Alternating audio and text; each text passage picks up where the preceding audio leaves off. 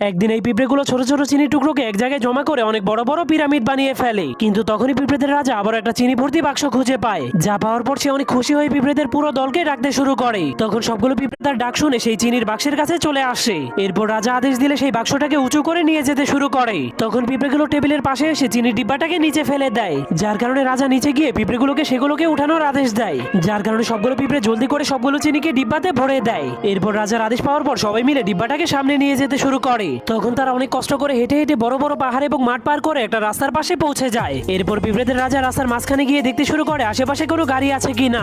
অনেক ভালো করে দেখার পর সবগুলো পিঁপড়ে ধীরে ধীরে রাস্তা পার হতে শুরু করে। কিন্তু তখনই হঠাৎ করে একটা গাড়ি আসতে শুরু করে পিঁপড়েগুলো চিনিগুলোকে ফেলেই সেখান থেকে পালিয়ে যায়, যার কারণে তাদের চিনিগুলো গাড়ি চাকার নিচে পড়ে নষ্ট হয়ে যায়। এজন্য পিঁপড়েগুলো সেই খালি ডিব্বাটাকেই তাদের বাড়িতে নিয়ে যায়। তখন তারা দেখতে পায় অন্য পিঁপড়েরা চিনির মাধ্যমে পিরামিড তৈরি করছে, যা দেখার পর পিঁপড়েদের রাজা বুদ্ধি খাটিয়ে সেই খালি চিনির ডিব্বাটাকে পিরামিডের উপরে নিয়ে যায়।